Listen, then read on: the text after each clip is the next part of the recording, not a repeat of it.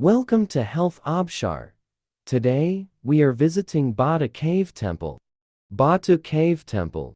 In Malaysia, Batu Caves are about 400 million years old.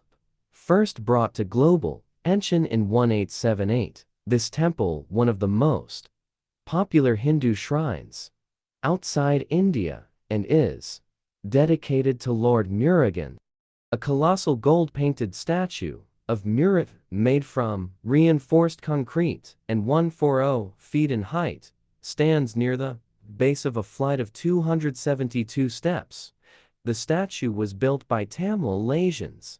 It took 3 years to construct and was unveiled in January 2006 during Thaipusam Festival.